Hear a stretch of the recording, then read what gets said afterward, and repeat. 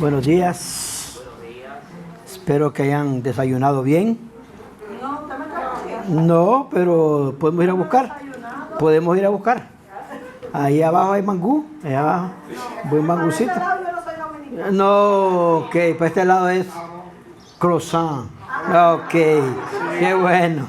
Es ni croissant. ¿Cómo es, Ana? ¿Sabes? Croissant. Croissant.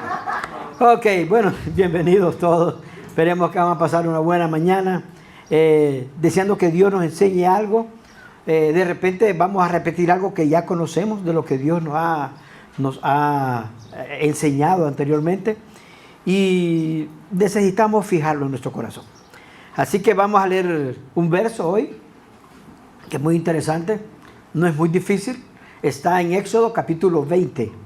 En Éxodo capítulo 20, en el verso 14 dice: no cometerás adulterio.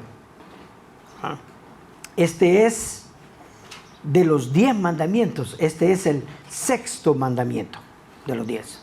Así que vamos a orar y pedirle a Dios que algo se cuele en nuestra vida y se quede ahí. Dios, queremos darte gracias por tu amor inagotable. Tu amor, Señor, que no perdura, que perdura para siempre, que no se pierde, es imperecible. Señor, porque nos amaste aún antes de haber nacido. Nos amaste aún estando en nuestros delitos y pecados. Tú no esperaste a que nosotros cambiáramos lo más mínimo para amarnos y nos salvaste. Gracias, Dios, porque hoy queremos ir un poco más allá en tu gracia y tu misericordia y queremos aprender, Señor, qué tienes para nosotros el día de hoy. Que no sea un domingo cualquiera, que no sea un domingo de un feriado largo, que sea el domingo donde tú nos enseñaste algo especial. En el nombre de Jesús. Amén. Como les decía, este es el 6º mandamiento y para mí es de los mandamientos más precisos, más claros. Es uno de esos mandamientos que son dichos de tal manera que no dejan lugar a equivocaciones, no dejan lugar a interpretaciones. Sin embargo, todos nosotros como seres humanos, hombres y mujeres, ya sea que lo hayamos escuchado, ¿verdad? O mejor dicho, aunque lo hayamos escuchado, siempre somos empujados por los deseos de nuestro cuerpo, diríamos nosotros, a buscarle lado, a buscarle una salida a esto. En otras palabras, buscarle una excusa. Pero de la manera en que Dios lo escribió ahí, de la manera en que Dios lo puso ahí, no da lugar a excusas. No podemos excusarnos. Por ejemplo, yo les voy a decir, cuando conocemos un caso de infidelidad, yo creo que muchos hemos conocido casos de infidelidad en el matrimonio, o sea, de adulterio. La mayoría de nosotros, o más bien dicho, yo diría casi todos, si no todos, difícilmente nos ponemos del lado del cónyuge adúltero. Generalmente nos ponemos del lado del cónyuge que fue afectado, ¿verdad? Por otro lado, también nosotros como humanos siempre estamos minimizando el pecado. Le llamamos a cometió una falta, se equivocó. Es que fue un error que equivocó, pobrecito.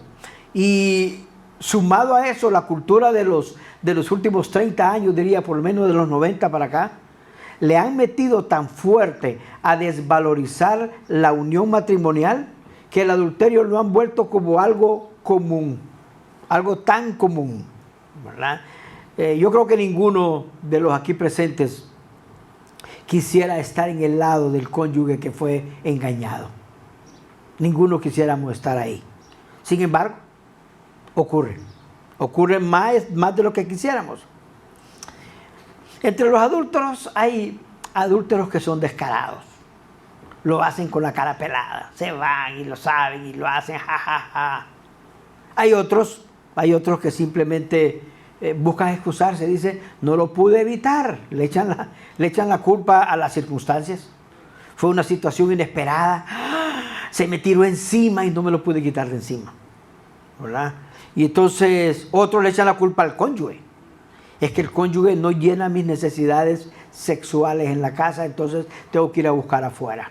Esa es otra cosa, ¿verdad? Pero lo que Dios dice aquí no da lugar a confusión.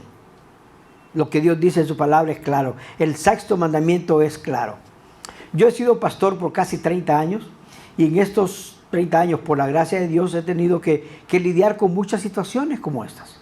Situaciones en que ha pasado como esta y le voy a decir, aunque por más que las personas han tratado de buscarle una justificación a cómo pasó, por qué pasó, con quién pasó, el principio no cambia. El principio de Dios es que quiere que todos nosotros, los casados, seamos totalmente fieles a nuestro cónyuge.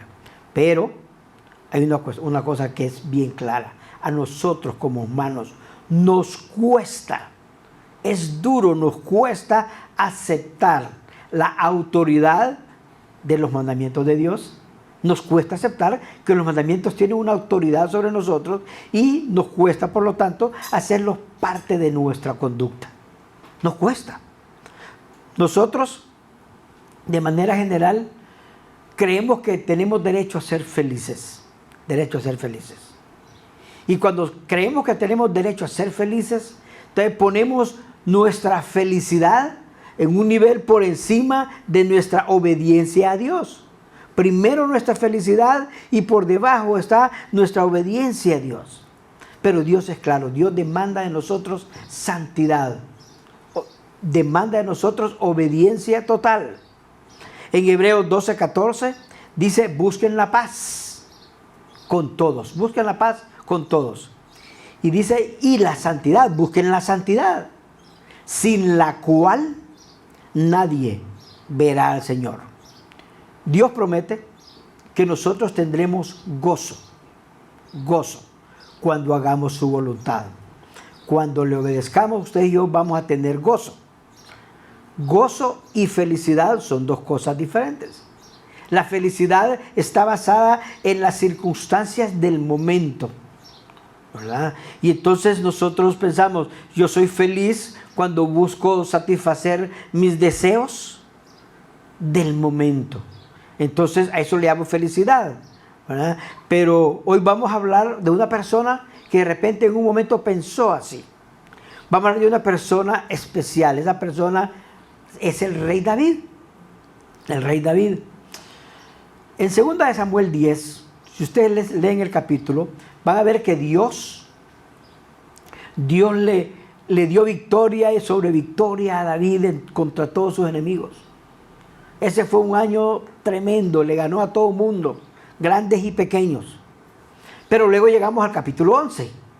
Y en el capítulo 11 leemos, en 2 de Samuel capítulo 11, en el verso 1 dice, al año siguiente, en el tiempo en que los reyes salen a la guerra. Hay un tiempo que los reyes salen a la guerra. Algunas versiones dicen en la primavera. David envió a Joab, que era su general, y a sus siervos, y a todo el ejército de Israel a combatir a los amonitas, a los que vencieron, luego de ponerle sitio a la ciudad de Rabá. Y dice, David se quedó en su casa, en Jerusalén. Verso 2.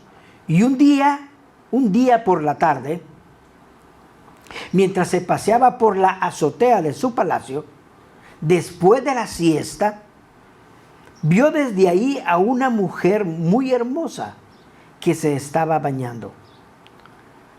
Al preguntar quién era ella, le dijeron que se llamaba Betsabé y que era hija de Eliam y que era esposa de Urías, el hitita. Entonces, dice el verso 4, David ordenó que la llevaran a su presencia. Y ella se presentó ante él y él la tomó y se acostó con ella. Después de tener relaciones, ella se purificó y regresó a su casa. Verso 5. Pero Betsabé quedó embarazada. Y cuando se dio cuenta, se lo hizo saber a David. Le mandó a decir, Señor, estoy esperando un bebé. David era un hombre casado. Y era casado no solamente con una mujer, inclusive en su época. Él tenía 8 esposas. 8. ¿Cómo hacía? No me pregunten. 8 esposas. Y aparte de las 8 esposas, tenía concubinas. Dice que por lo menos tenía 10 concubinas. 10 concubinas. Una concubina es una mujer a disposición, en este caso del rey, para satisfacer sus deseos sexuales. Solo era para eso, para que lo bañaran, le hicieran masaje, le hicieran todo. Esa era la concubina. Y en la noche él decidía esposa o concubina. O sea, sus necesidades sexuales estaban llenas. En otras palabras, David es un hombre que no tiene necesidad de estarle deseando la mujer a otro hombre. Porque sus necesidades están llenas. Hay una frase que se le atribuye a Martín Lutero que expresa lo siguiente: tú no puedes evitar que las aves vuelen sobre tu cabeza. Nadie puede evitar que las aves vuelen sobre su cabeza, nadie. Están ahí arriba. ¿No? Pero sí puedes evitar que esas aves hagan nido en tu cabeza. Esa es otra historia. Santiago, podríamos decir que agarra esto y lo trae a un contexto más para nosotros. Y dice Santiago 1 en el verso 14: al contrario, cada uno es tentado cuando se deja llevar y seducir por sus propios malos deseos. O sea, son sus deseos, son sus malos deseos lo que permiten que las aves hagan nido sobre la cabeza. Son eso. Cuando ustedes y yo buscamos satisfacer nuestros deseos, nuestros malos deseos, justificamos nuestras acciones. Cuando nuestro placer se convierte en lo más importante. Es lo más importante. Ustedes y yo muchas veces desvaloramos a las personas, ¿verdad? Y los hombres vemos a las mujeres como un objeto sexual y las mujeres miran al varón como un objeto sexual. Lo desvalorizamos. Todos, casados y solteros, hacemos lo mismo. Los hombres llegamos a pensar: yo voy a ser feliz teniendo relaciones con la mujer de aquel. Y las mujeres piensan: yo voy a ser feliz acostándome con el hombre de aquella. Ese es un pensamiento. Dios nos alerta a nosotros, a su pueblo, a su familia hoy, la iglesia: sed santos, seamos santos porque Él es santo. Él es santo y demanda santidad. Así que tienes que entender que la satisfacción sexual o los deseos sexuales Dios los puso. No fue algo inventado por ahí, Dios los puso, pero los puso para ser satisfechos dentro del contexto del matrimonio. Fuera del contexto del matrimonio, o los solteros antes de casarse buscar relaciones sexuales, eso es totalmente contrario al deseo de Dios. David cayó en adulterio. Cayó en adulterio, ¿verdad? Porque dejó que las aves hicieran nido en su cabeza. Dejó que sus malos deseos lo empujaran a hacer las acciones. Dice que era el tiempo de la guerra, pero él se quedó en la casa. Se quedó en la casa, haciendo nada. El ocio, era el trabajo del rey ir a pelear, pero el ocio es un mal consejero. No estás haciendo nada, buscas cualquier tontera que hacer.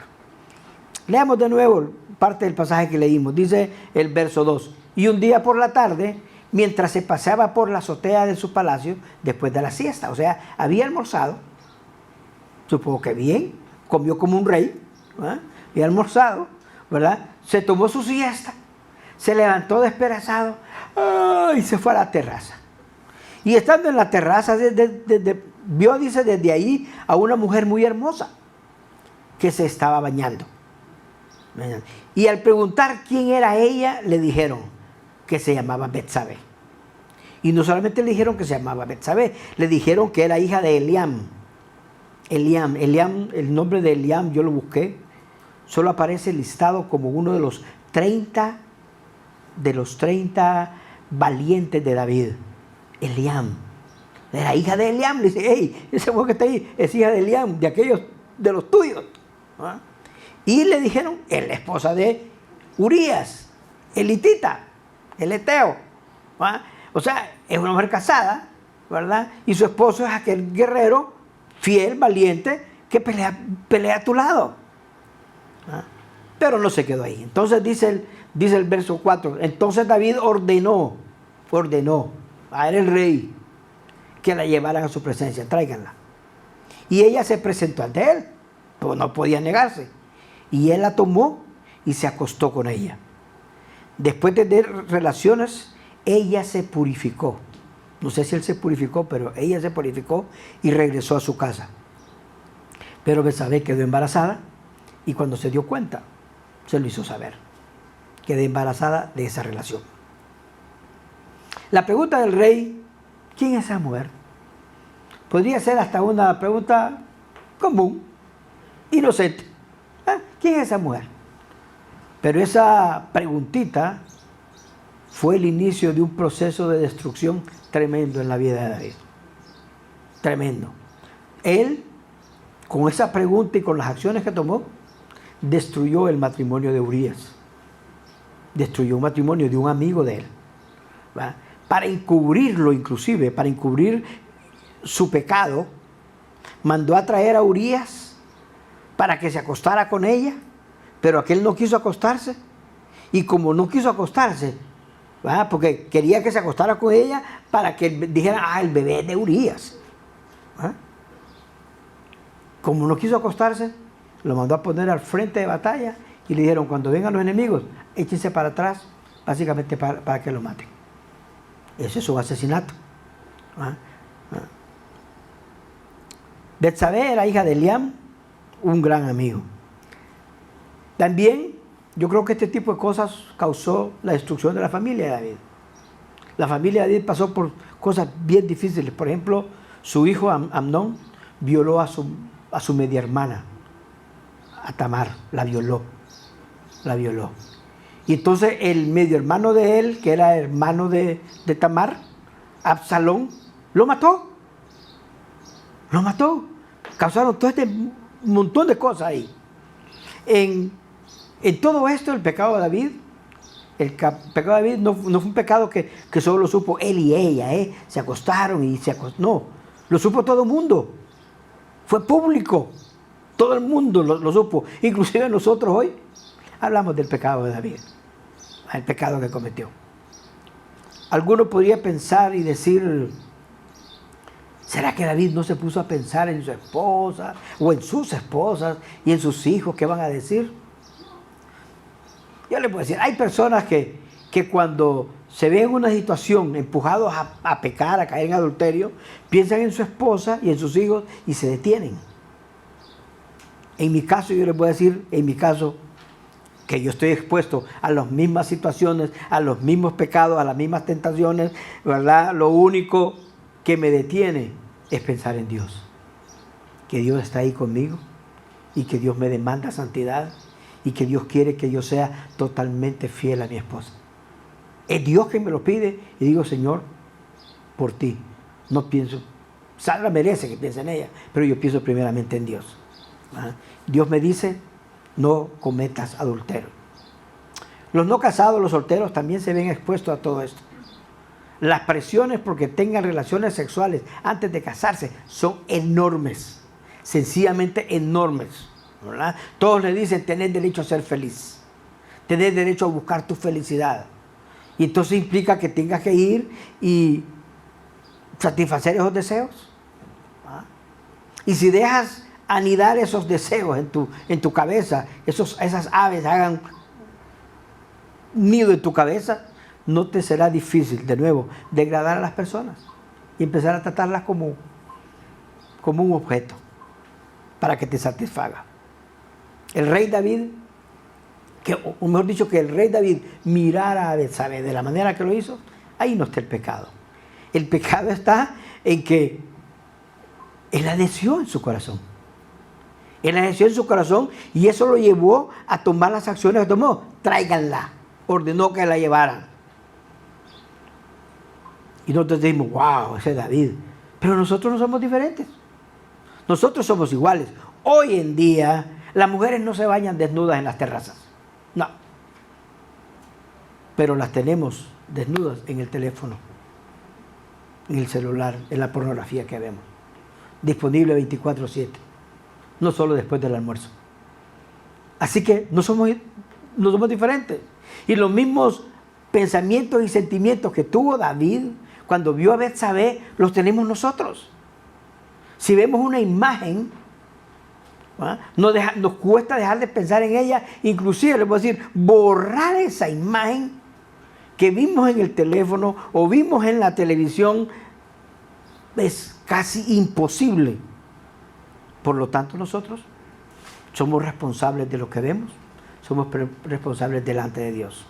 Santiago, en el capítulo 1 que leíamos, verso 14, dice: al contrario, cada uno es tentado cuando se deja llevar y seducir por sus propios malos deseos.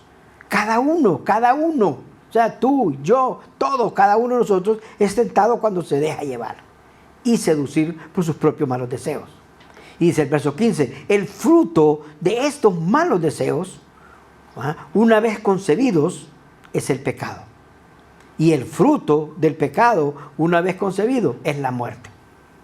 La paga del pecado es la muerte. La paga del pecado es la muerte. Cada vez que nosotros pecamos, algo se muere. Algo se muere.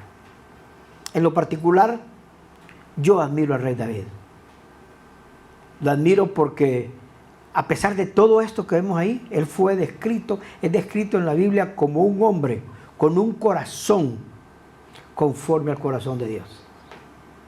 Conforme al corazón de Dios. Yo desearía que David hubiera escuchado la voz de Dios cuando vio a Betsabé, pero no lo hizo. Y digo escuchado la voz de Dios porque David conocía de memoria estos mandamientos. David conocía estos mandamientos de memoria. Los aprendió desde niño, ¿verdad? Él sabía el sexto mandamiento, no cometerás adulterio. Él lo sabía. Él lo sabía. Y sabía el 10º mandamiento también. Que el 10º mandamiento dice, no codiciarás, no desearás la mujer de tu prójimo. Él lo sabía. ¿Ah? Él no sabía algo que nosotros sí sabemos. Lo que nuestro Señor Jesús dijo en el Sermón del Monte. Ustedes y yo sí lo sabemos. Y Jesús dijo, Mateo 5, verso 27, dice, ustedes han oído. Y cuando le dice ustedes han oído, le está diciendo a todos los judíos que están ahí. Todos los que estaban ahí alrededor eran israelitas. Ustedes han oído, claro que lo habían oído. Habían oído, no cometerás adulterio. Fue dicho, no cometerás adulterio, ellos lo habían oído. Pero viene Jesús y de ahí en adelante la cosa va todavía un nivel más arriba. Y dice en el verso 28, pero yo les digo, yo, Jesús, Dios, les digo que cualquiera que mira con deseos a una mujer, ya adulteró en su corazón con ella. Ya adulteró en su corazón con ella. Por tanto, dice Jesús, por tanto, y esta es una orden, si tu ojo derecho, o sea, tu mejor ojo, te hace caer en pecado, sácatelo y deshazte de él, tíralo. Es mejor que se pierda uno de tus miembros y no que todo tu cuerpo sea echado al infierno. En otras palabras, David debió haber terminado su reinado solo con un ojo. Mejor si hubiera sacado el ojo y hubiera terminado su reinado tuerto. Pero no. Muchos de los casados, hoy, o la mayoría de los que estamos aquí, si no todos, deberíamos andar solo con un ojo. Ya nos debimos haber sacado un ojo. Porque todos hemos deseado a alguien en nuestro corazón, todos. Muchos de los casados llegamos al matrimonio sin considerar el valor que el matrimonio tiene para Dios. Dios dice, lo que vale el matrimonio es similar a la relación de Cristo con su iglesia. Así es de valioso para Dios. Muchos de nosotros cuando nos casamos hacemos votos y lo decimos ahí a la novia y a la novia al novio. Hey, yo te prometo esto y esto y esto. Unas horas después nos olvidamos de los votos. Yo creo que deberíamos hacer unas 100 copias, imprimirlas y pegarlas por toda la casa, en el baño, en la nevera, en todos lados, para que no se olvide lo que le prometiste a tu cónyuge. Ponerlas por todos lados.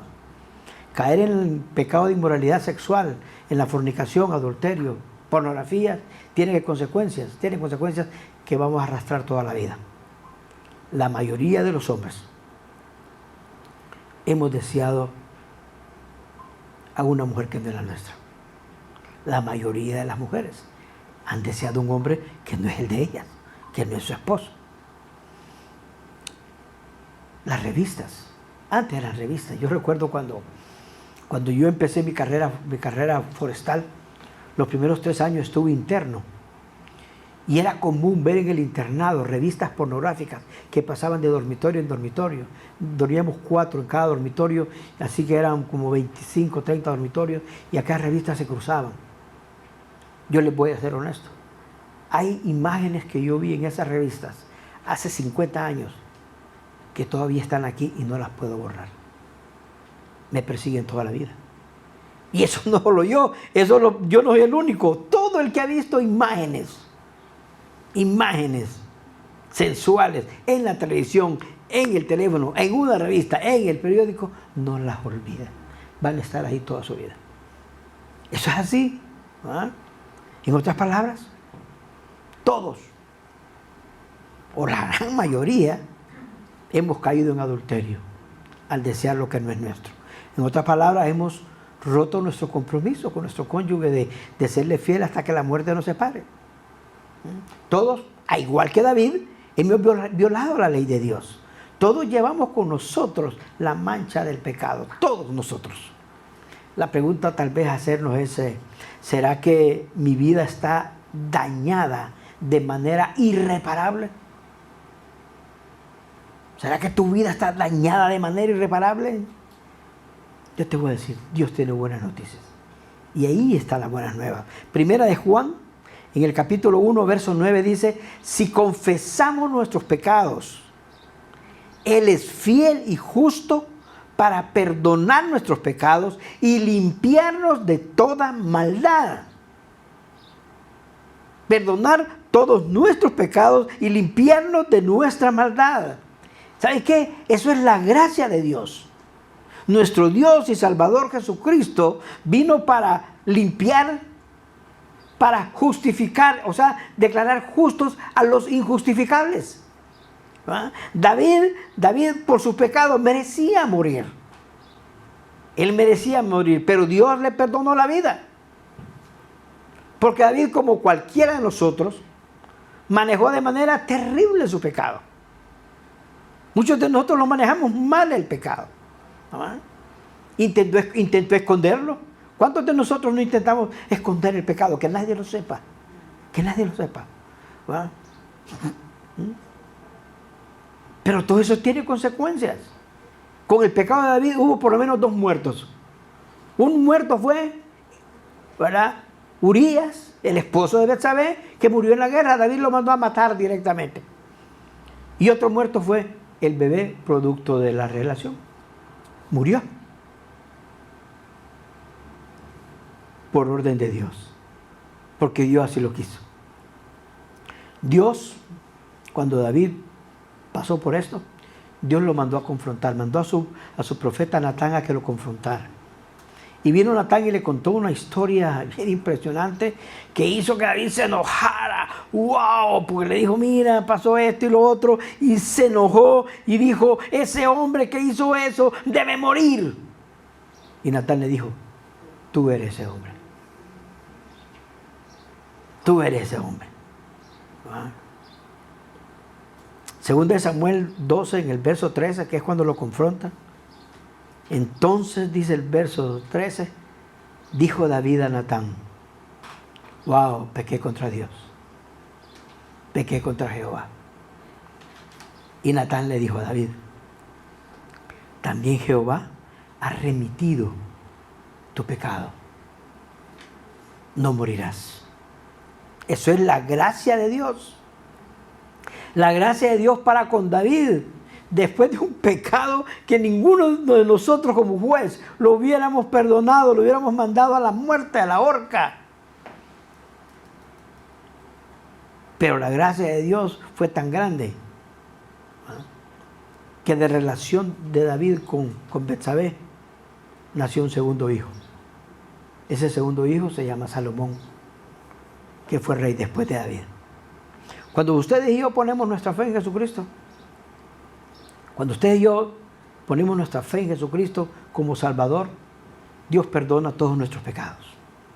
Incluso el pecado de faltarle a nuestro cónyuge, de haberle fallado a nuestro cónyuge, Dios lo perdona.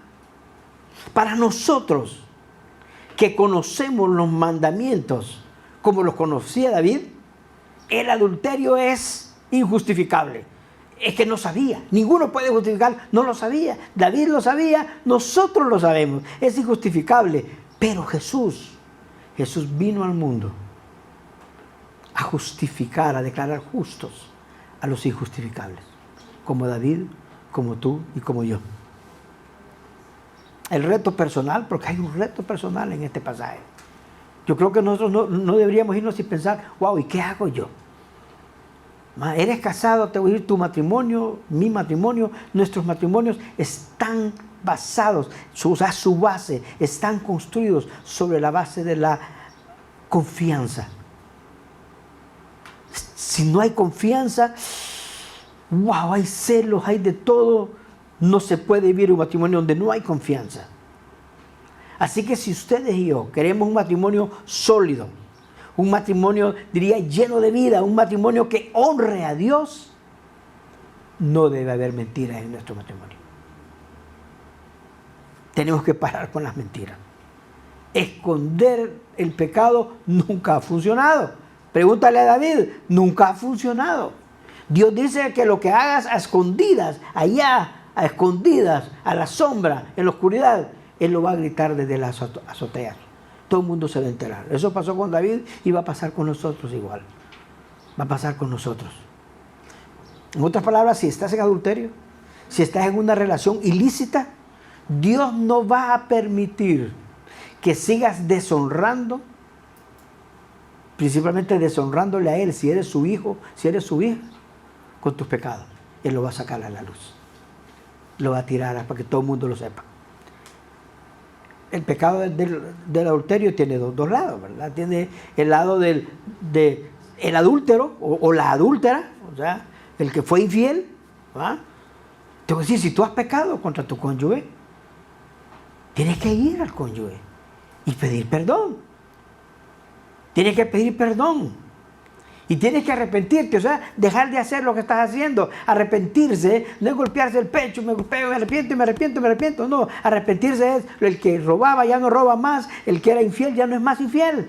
Tiene otro camino. Arrepentirnos. Y el otro lado es el de la víctima, que le fueron infiel. Tu cónyuge es el adúltero, la adúltera. Y entonces te voy a decir, si tu cónyuge viene a ti y te pide perdón, Dios te manda a perdonarlo.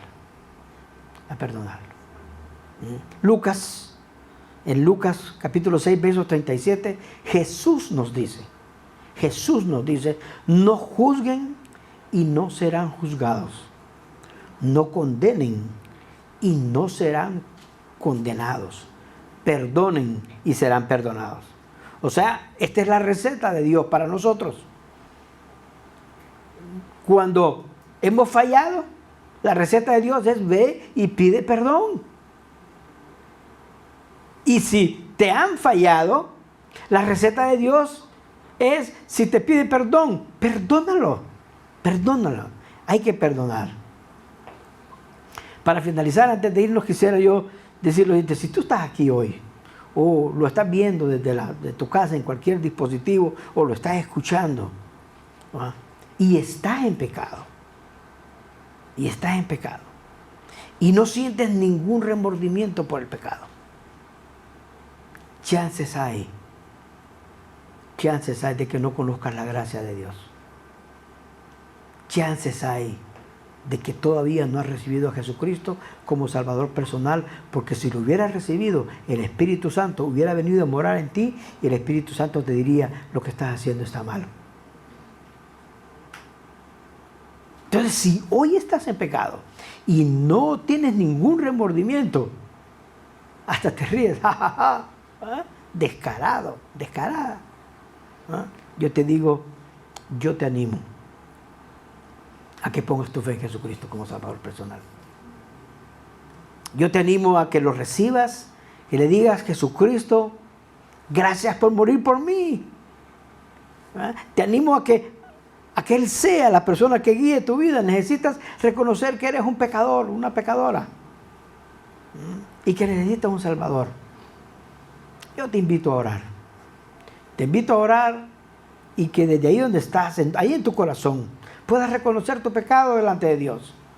No tienes que subir aquí y venir y decir: yo pequé, hice esto. No, es entre tú y Dios. Y después entre tú y tu cónyuge. Y le digas: Señor, soy un pecador. Soy una pecador. Te he fallado, Dios. Te he fallado primeramente a ti. Reconozco que soy un pecador y necesito un Salvador.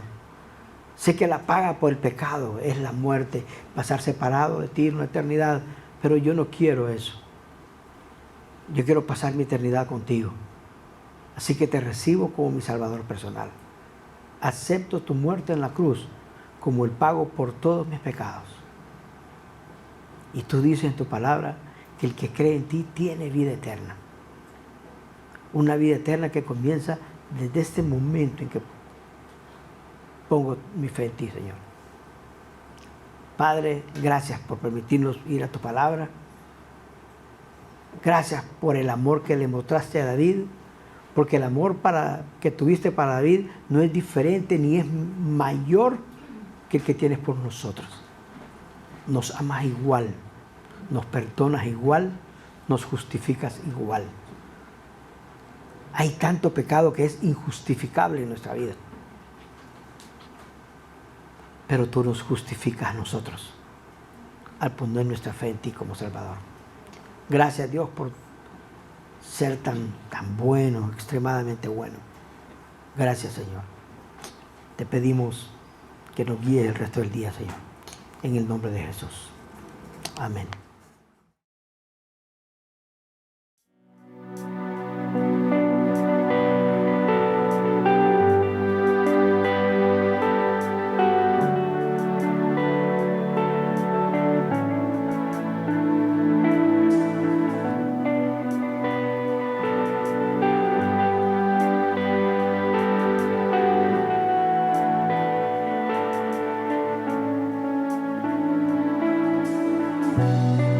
La sangre de Jesús me redimió, me perdonó y libertad me dio.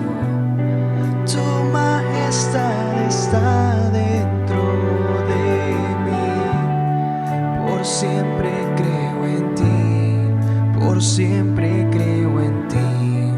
Me inundas con justicia y amor, tu gracia cautivó mi corazón, tu espíritu me guía a la verdad, tu amor no fallará, tu amor no fallará.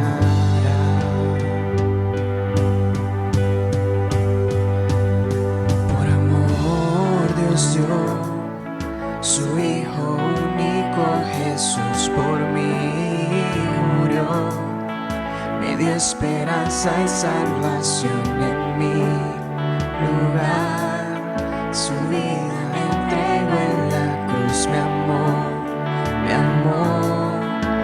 aún sin merecerlo. Por amor Dios dio su Hijo único, Jesús por mí murió, me dio esperanza y salvación en mi lugar. Su vida entregó en la cruz, me amó, aún sin merecerlo. Por amor Dios dio su Hijo único, Jesús por mí murió, me dio esperanza y salvación en mi lugar. Su vida entregó en la cruz, me amó, aún sin merecerlo.